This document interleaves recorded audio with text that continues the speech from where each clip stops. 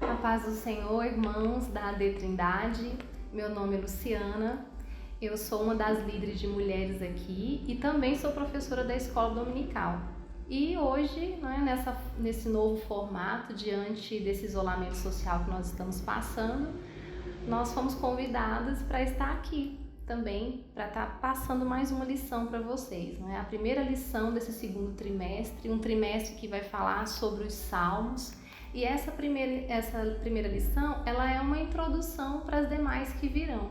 E eu convido você a estar aqui comigo hoje, meditando na palavra do Senhor, entendendo que nós, como cristãos, nós precisamos realmente prosseguir conhecendo a palavra do Senhor. Convido você a orar juntamente comigo para que a gente possa iniciar essa lição de hoje. Pai, eu quero agradecer ao Senhor por me permitir mais uma vez trabalhar em prol da Tua obra. Eu louvo ao Senhor pela oportunidade, Pai, de nós estarmos meditando na Tua palavra dia após dia. E eu peço que essa palavra ministrada hoje, ela possa atingir vários corações nesse dia. Amém. A primeira lição, ela tem como título Salmos, um guia devocional para o cristão. E eu já quero convidar você a meditar em duas palavras que estão nesse título, que é a palavra guia e a palavra devocional. Um guia é algo que nos dá um norte, que nos faz caminhar. E devocional é algo que nós cristãos, nós fazemos todos os dias. É algo que você separa um período do seu dia para você meditar, para fazer algo para o Senhor. Então, a oração, a leitura da palavra, louvores, uma reflexão, ouvir uma aula, como você vai fazer agora, ouvir uma palavra. Então, todas essas coisas, elas podem fazer parte do nosso devocional. Então, o que a gente vai ver nessa lição? Que os Salmos, o livro de Salmos, ele pode ser um norte, um caminho para que a gente possa ter essa vida de devoção a Deus, para que a gente possa meditar na palavra do Senhor todos os dias a partir dos Salmos. Amém? O textuário, ele está no Salmo 98, versículo 5. E aqui a gente já tem uma outra aprendizagem. Quando nós estamos falando de um único salmo, nós falamos no singular. Salmo também não tem capítulos, porque você vai estudar nessa lição que eles são hinos, são louvores. Então nós não falamos capítulos, nós apenas citamos o número do salmo e os versículos, por uma questão de organização, nós citamos sim. Então aqui no textuário, Salmo 98, versículo 5. Cantai louvores ao Senhor com a harpa e a voz do canto. Então o salmista nos convida a louvar ao Senhor com os instrumentos que eram usados na época. A verdade aplicada, que nós chamamos de verdade importante, que pode ser aplicada, colocada em prática na sua vida, o livro de Salmos muito contribui para a vida de adoração e oração do discípulo de Cristo. Por quê? Porque muitas pessoas utilizam os Salmos para meditação, tanto cristãos como não cristãos. Então, eles são princípios norteadores para a nossa vida de devoção a Deus. O texto de referência, ele está em 3 salmos. Salmo 42, versículo 1, Salmo 44, versículo 1 e Salmo 45, também versículo 1. Primeiro, como o cervo brama pelas correntes das águas, assim suspira minha alma por ti, ó Deus. Salmo 44. Ó Deus, nós ouvimos com os nossos ouvidos, e nossos pais nos têm contado os feitos que realizaste em seus dias nos tempos da antiguidade. Salmo 45. Meu coração ferve com palavras boas, falo do que tenho feito no tocante ao rei. A minha língua é a pena de um destro escritor. Os 3 objetivos da lição de hoje: apresentar uma visão panorâmica dos Salmos. Então aqui nós não vamos falar a fundo sobre os Salmos, Uma visão panorâmica é uma explanação geral a respeito desses Salmos. Segundo objetivo, mostrar a importância dos cânticos, Porque eu já te disse hoje que os Salmos, eles são hinos, são louvores, são cânticos. destacar alguns termos específicos dos salmos. Provavelmente, quando você leu algum salmo, você se deparou com alguma palavra que estava entre parênteses e você não sabia o significado. Então, a partir da aula de hoje, você vai poder conseguir identificar os significados dessas palavras. Na nossa introdução, né, o comentarista da lição, ele fala justamente a respeito de algo que eu já citei aqui hoje, que os salmos eles são extremamente conhecidos, que tanto cristãos e não cristãos acabam decorando algum salmo. É muito comum nós cristãos, quando temos filhos, colocarmos as crianças para decorar um salmo. Eu acredito que talvez, se você nasceu num lar evangélico, provavelmente o primeiro versículo que você decorou foi um versículo que fazia parte de um salmo. Então, nesse cenário em que tanto cristãos e não cristãos são conhecedores dessa escrita, faz-se mais que necessário que nós identifiquemos algumas coisas e demos importância a essa escritura, essa parte da Bíblia. Então, você vai ter durante esse trimestre essa oportunidade de meditar nessa escrita que ela é tão conhecida, né, no mundo, e muitas vezes nós não temos nos dedicado com a importância necessária para aprendermos um pouco mais a respeito dos salmos. E aqui eu coloquei, né, um significado que eu também já citei para vocês, que é a questão de devocional, né? O que é um devocional? Período que uma pessoa separa para se dedicar a Deus, né? E nós chamamos de devocional diário, né? Porque seria interessante que você fizesse essas atitudes, essas ações diariamente, todos os dias. Nós nos encontramos num período de isolamento social. E é muito importante que nós consigamos colocar esse devocional diário nas nossas vidas. Nós não estamos indo ao templo, mas nós sabemos que nós somos o templo do Espírito Santo e nós podemos ser a igreja no nosso lar, na nossa casa, com a nossa família. Então você pode muito bem aproveitar esse período para descobrir coisas que talvez você até então não colocava em prática, como a questão do devocional diário. Chame a sua família, tire um momento ali de oração, medite num capítulo da Bíblia ou num salmo, né, que é um louvor. Tire um momento ali para que as outras pessoas ali da sua família falem a respeito do dia. Você estará fazendo o seu devocional diário, que nós também chamamos de culto doméstico. Então, o devocional é esse momento que você se dedica ao Senhor. Amém? Bom, no primeiro tópico, nós vamos ter ali título, divisão do livro e autores. Então, algumas coisas assim que não estão na lição, mas eu acho importante que vocês saibam. Primeiro, que o livro de Salmos, eles tem 150 cânticos. Então, são 150 louvores. Tá? E segundo dois teólogos, Esdra Bento e Reginaldo Leandro, nós podemos ver 3 propósitos no livro de Salmos. O primeiro propósito, revelar o espírito de devoção do povo de Deus por meio de vários acontecimentos. Então, nos Salmos é narrado vários acontecimentos que ocorreram com o povo hebreu, né, que ocorreram com os primeiros cristãos, né, as primeiras pessoas que seguiram a Deus, né, ali no Antigo Testamento. Segundo propósito, divulgar as profecias messiânicas, que é a nossa segunda lição, que o evangelista André ele já ministrou essa lição, né? Por uma questão aí de logística, essa lição já foi ministrada e você provavelmente já viu, né? E já teve uma reflexão a respeito. E o terceiro propósito, convidar outros povos a prestarem louvor ao Senhor. Porque o louvor, o cântico, ele agrega, ele envolve.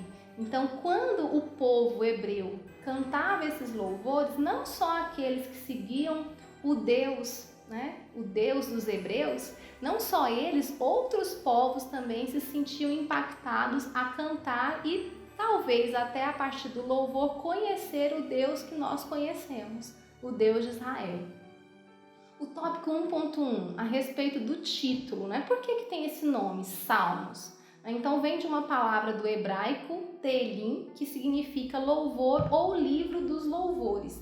De uma forma geral, grosso modo falando, é o inário de Israel com vários hinos e louvores. Nós que somos da Assembleia de Deus, nós temos a harpa cristã. né? A harpa cristã seria os nossos salmos atuais, vamos dizer assim, né? Então faz parte da nossa história e envolve muitos acontecimentos relacionados com os compositores daquelas canções da nossa harpa. O tópico 1.2. Como que foi a divisão do livro? Então, existem teólogos que acreditam que essa divisão foi em 5 sessões. E há indícios de que essa divisão seja até uma forma de você fazer uma referência ao Pentateuco. Então, nós estamos numa escola dominical, então vamos relembrar essa lição que provavelmente você já estudou também. O que é o Pentateuco? O Pentateuco são os 5 primeiros livros da Bíblia lá no Antigo Testamento. Então, para a maioria dos teólogos, essa divisão em 5 sessões é para fazer uma referência a esses 5 primeiros livros da Bíblia. E qual que é a primeira parte, né? Essa primeira sessão? A primeira sessão vai do Salmo 1 até ao 41, a segunda do Salmo 42 ao 72, a terceira do Salmo 73 ao 89, a quarta do 90 ao 106 e a quinta do 107 ao 150. Essa é a única divisão que existe? Não, existem outras divisões e outras classificações e eu quis trazer uma aqui para vocês. Nós podemos classificar os salmos em relação ao tema, ao conteúdo. Então, um desses temas que estão nos salmos são salmos de louvor e adoração. Então, são salmos em que nós exaltamos e engrandecemos o nome do Senhor. E aqui é importante a gente fazer uma referência a essas duas palavras, louvor e adoração, que a princípio a gente às vezes usa como sinônimas, mas elas não são. O louvor é uma forma de eu agradecer ao Senhor por algo que Ele já me entregou, não é? A adoração não. A adoração eu continuo louvando, exaltando e bendizendo o nome do Senhor, independente de eu ter recebido ou não algo que eu pedi. Então a gente pode até fazer uma referência a louvores atuais, não é? Que a gente tem aí. Tem um louvor que fala sobre isso. Se Deus fizer, Ele é Deus. Se Ele não fizer, Ele permanece sendo Deus. Então é um louvor de adoração. Porque eu não precisei receber algo para exaltar, bendizer e glorificar o nome do Senhor. Uma outra classificação são os salmos de lamento. Nós estamos vivendo uma época de lamento. Então, provavelmente, as pessoas inspiradas pelo Espírito Santo e que são compositoras, provavelmente elas vão fazer canções, que futuramente nós vamos ouvir e nós vamos perceber que fazem referência a esse momento que o mundo está vivendo, não é só o Brasil. Então, esses salmos de lamento mostravam a tristeza e a dificuldade que o povo hebreu passava em alguns momentos, e isso ficou registrado através daquele louvor. Os salmos de peregrinação, que mostram quando esse povo saía de um lugar e peregrinava para Jerusalém, quando eles subiam para Jerusalém. Então, nessa caminhada, nós sabemos que naquela época não havia meios de transporte como nós temos hoje. Era tudo a pé ou usando o lombo de algum animal. Então, era uma caminhada longa. E eles passavam essa caminhada louvando ao Senhor com vários louvores, e esses louvores ficaram conhecidos como salmos de peregrinação. Nós temos os salmos reais, que dignificam, exaltam a grandeza do Senhor, mostrando que Ele é Rei e Senhor sobre todas as coisas, digno de toda honra, de toda glória, de todo louvor. E nós temos alguns exemplos, para a gente falar a respeito. Os salmos reais mesmo, o Salmo 2, o Salmo 20, o Salmo 45. Em relação aos outros que eu não citei, os salmos de louvor e adoração, o Salmo 8, 24, o de lamento, o Salmo 25, o de peregrinação, o Salmo 120, o Salmo 134, e esses salmos reais, para você ter 3 exemplos pelo menos, o Salmo 2, o 20 e o 45, onde nós exaltamos a majestade e a grandeza do Senhor, reconhecendo que Ele é Rei. Salmos de sabedoria, que são salmos relacionados a ensino, onde há uma aprendizagem ali, onde há uma instrução para aquele povo. E para nós, hoje, a gente pode ler aquele salmo e ver uma instrução para nós que somos cristãos. E os salmos de imprecação. O que é essa palavra, imprecação? A palavra imprecar, né, ou imprecação, ela tem a ver com maldizer ou você desejar algo ruim. Aí você pode pensar, nossa, mas existe isso? Nós temos que entender, irmãos, que os salmos, eles estão lá no Antigo Testamento, numa época que o povo vivia na lei e não na graça, e que muitas vezes as pessoas faziam orações a Deus contra, né, ao inimigo que o estava perseguindo, ou a um exército que fez algo com outro exército. Então era comum a gente ver esse tipo de situação. E você provavelmente deve estar lembrando de algum salmo que tem mais ou menos essa referência. Hoje, irmãos, nós não iríamos fazer um salmo assim, porque nós vivemos no tempo da graça, né? E Deus não tem prazer nisso, de nós desejarmos, né, que algo seja feito a alguém que fez algo contra nós. Nós sabemos que Deus está no controle de todas as coisas e que Ele peleja por nós, sem nós precisarmos pedir isso. Amém? Só para ficar bem claro aqui. O tópico 1.3 fala a respeito dos autores. Talvez você já tenha ouvido assim, Salmos de Davi. Tem até alguns louvores, né? Venha cantar os Salmos de Davi. E aí talvez você fique pensando, então só Davi escreveu os Salmos. Não, irmãos. Davi foi um dos escritores dos Salmos? Sim, inclusive muitos salmos, né? A grande maioria, a grande parte foi ele que escreveu, mas ele não é o único autor. Nós temos Moisés como um dos autores, Salomão, Asaf, que era um levita, Emã, Etã, os filhos de Corá, e existem mais ou menos, de acordo com os teólogos, uns 50 salmos que são de autoria desconhecida. Tá?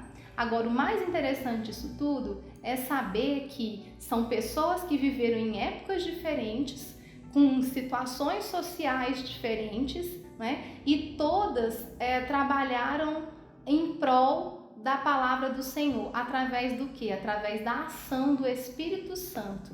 Então nós sabemos que a Bíblia ela foi escrita por vários homens, por várias pessoas em épocas totalmente diferentes, pessoas que tiveram vivências assim muito distintas uma das outras, mas uma convicção que nós temos é que toda ela, de capa a capa, ela foi feita através da inspiração do Espírito Santo. Homens inspirados por Deus tiveram essa revelação divina do Senhor.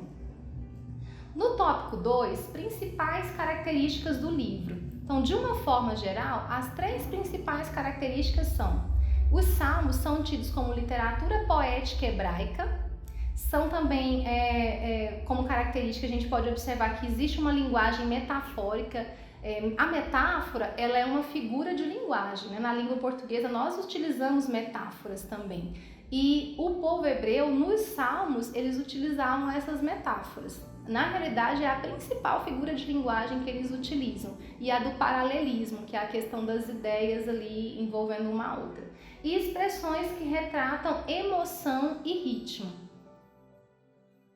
O que é essa poesia hebraica? O que a gente vai ver de diferente se nós fôssemos comparar com as poesias, os poemas em língua portuguesa? Uma característica bem assim definidora, né, e bem marcante é a questão de que nos salmos não há uma rima de sons. Sabe aquela rima que às vezes a gente pega um poema e vê uma palavra e aí no primeiro verso tem uma palavra, no último verso aquela última palavra do último verso rima com a última palavra do primeiro verso? Então assim, não tem a ver com os sons. As rimas ali, elas têm a ver com os pensamentos. Então, é muito mais metafórico do que algo visual, né? E aqui, como a gente não está numa aula de língua portuguesa, né, é só para que você entenda um pouco de uma forma geral, porque às vezes a gente fala de rima e aí você vai lá no salmo e fala, mas eu não estou vendo nenhuma rima aqui. Mas é uma rima de uma outra forma. Lembrando também, irmãos, que a palavra que nós temos hoje, ela está traduzida para a nossa língua, né? Mas ela foi escrita de uma outra forma. É importante eu citar isso, inclusive, porque lá na frente eu vou falar de algo que se você observar, você não vai ver como referência à língua portuguesa. Não é que está errado, é porque a palavra ela foi escrita em hebraico, em aramaico, no caso aqui em hebraico.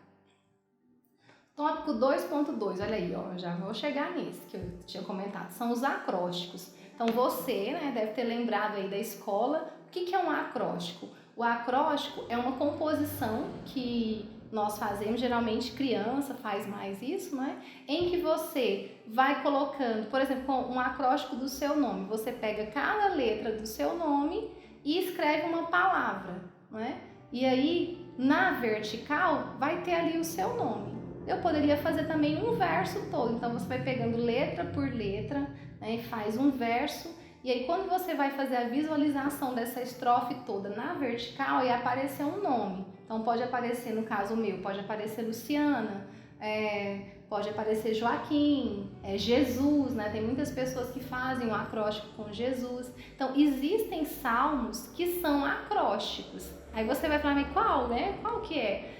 Primeiro que assim, eu posso até te falar qual é, e vou citar aqui, mas a gente não vai ter essa referência da língua portuguesa, né? De ver uma palavra escrita. Por quê? Porque nós estamos aqui com a tradução dos escritos originais.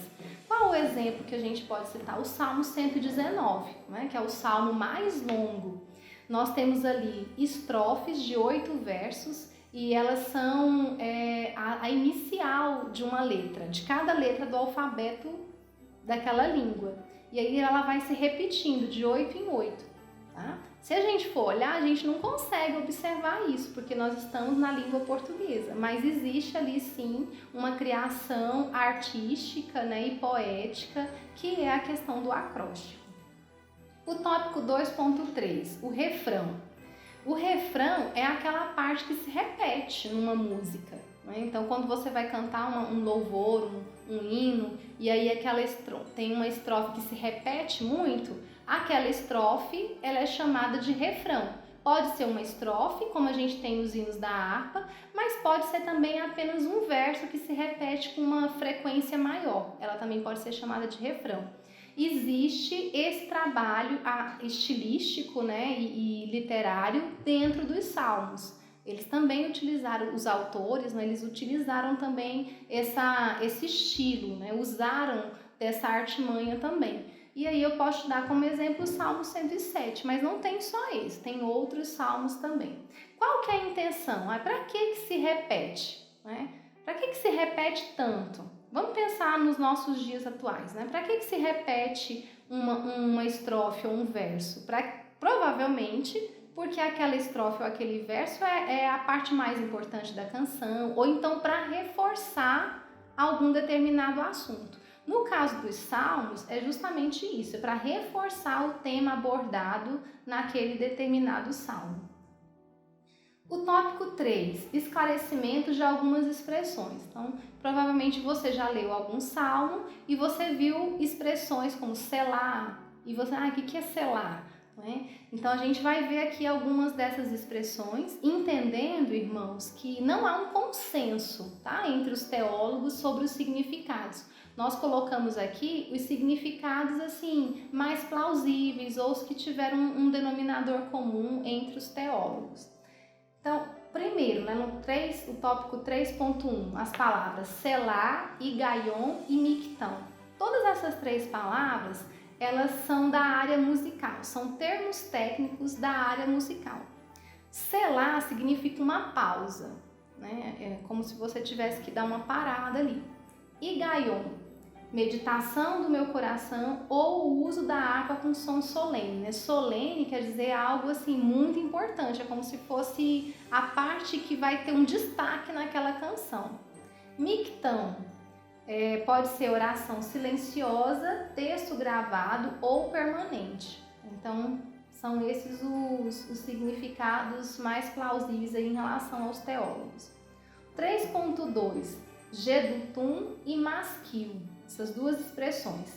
Jedutum, ele foi um homem muito habilidoso na música, que fez parte da família de levitas. E dentro aqui do Salmo, o que significa essa expressão, né? Jedutum? né? Vai significar louvores, profecias ou instrumentos musicais. Masquil. Masquil, toda vez que tiver essa palavra, ela vai dar a ideia de ensino. Então é salmo de entendimento, salmo didático, um salmo eficaz, né? O que é eficaz? Eficiente, prático. Então essa palavra ela já vai te dar um norte em relação àquele salmo que você vai estar lendo.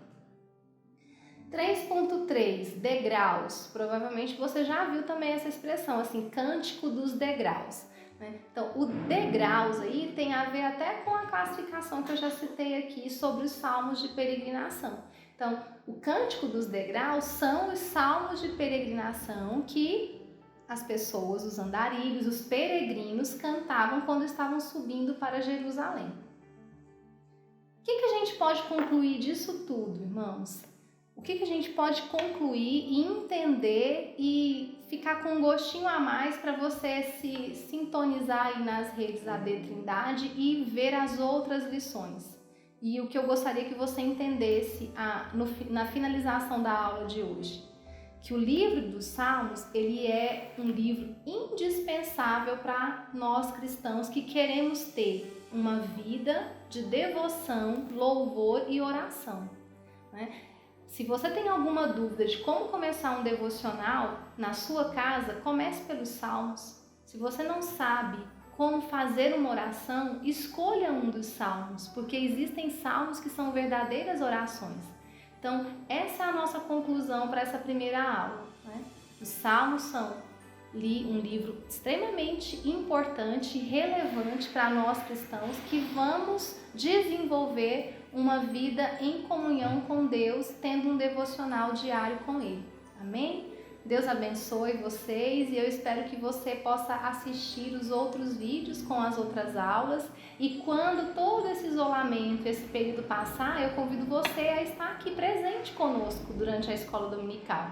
Quem é aluno frequente provavelmente já me ouviu falar que eu sou apaixonada pela escola dominical. Eu me decidi verdadeiramente a seguir a Deus numa escola dominical. E eu posso te dizer que a gente só tem a aprender.